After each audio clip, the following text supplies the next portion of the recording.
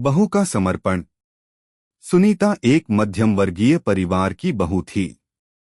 उसका जीवन सादगी और कठिनाई से भरा हुआ था, लेकिन उसमें एक अद्वितीय शक्ति थी, अपने परिवार के प्रति अटूट समर्पण। वह हर काम को मन से करती और कभी भी अपने कर्तव्यों को हल्के में नहीं लेती। उसकी सास सावित्री देवी, जिसे अब वृद्धावस्था की समस्याएं घेरने लगी थीं, उसे अक्सर अपनी बहू के समर्पण को देखकर गर्व महसूस होता। अगर आप अपनी माँ से प्यार करते हो और उनको हमेशा खुश देखना चाहते हो तो चैनल को सब्सक्राइब करो, लाइक करो, जय माता दी कमेंट करो। बहुत ही जल्द आपको खुशखबरी मिलेगी। प्लीज वीडियो को लास्ट तक जरूर देखें। अब आगे सुने। सुनीता का परिवार उसके पति रामकिशोर, सास सावित्री देवी और ससुर ठाकुर जी के साथ रहता था। उसके ससुर ठाकुर जी एक सम्मानित व्यक्ति थे, लेकिन अब उनकी उम्र और सेहत दोनों ने उन्हें चुप्पी साधने पर मजबूर कर दिया था। उनका जीवन अब घर की छाव में ही सिमटकर रह गया था और घर का सारा कामकाज सुनीता पर आ गया था। सुनीता की सास सावित्री देवी हमेशा उसकी मेहनत और समर्पण की सराहना करती थीं।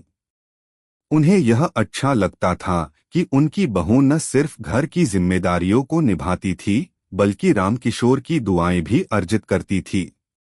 वे अक्सर सुनीता से कहती, बेटी, तुमने अपनी मेहनत से इस घर को खुशियों से भर दिया है। तुम्हारा समर्पण हमें हमेशा प्रेरित करता है।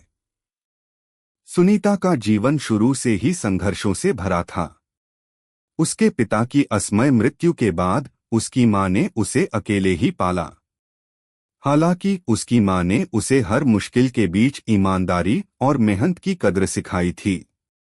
सुनीता ने हमेशा यह सोचा कि जीवन का असली उद्देश्य अपने परिवार की देखभाल करना है और उसके लिए किसी भी कठिनाई को सहन करना। सुनीता का एक छोटा सा बेटा था, जिसका नाम मोहन था। मोहन की पढ़ाई, उसका ध्यान रखना और घर के कामों को संभालते हुए सुनीता हमेशा अपने पति रामकिशोर के साथ मिलकर घर के सारे काम करती।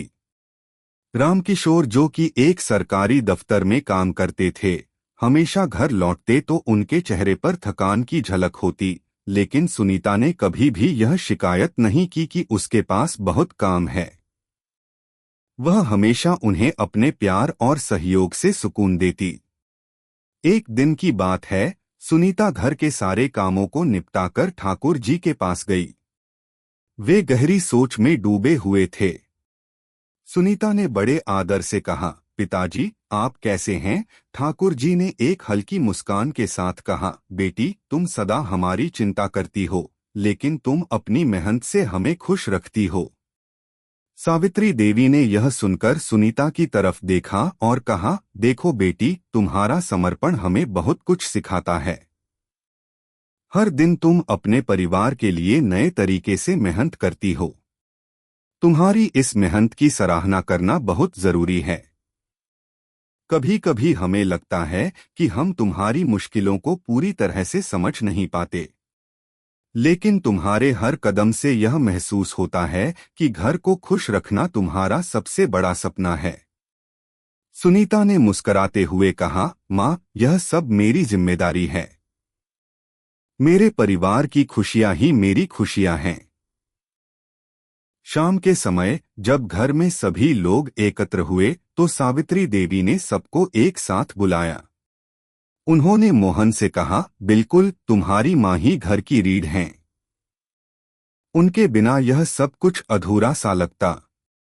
तुम्हें उनका सम्मान करना चाहिए। मोहन ने सिर झुकाकर कहा, जी माँ, मुझे हमेशा यह महसूस हुआ है कि मेरी माँ सबसे विशेष हैं और मैं उन्हें कभी भी किसी भी समस्या से जूझते हुए अकेला नहीं छोड़ूंगा।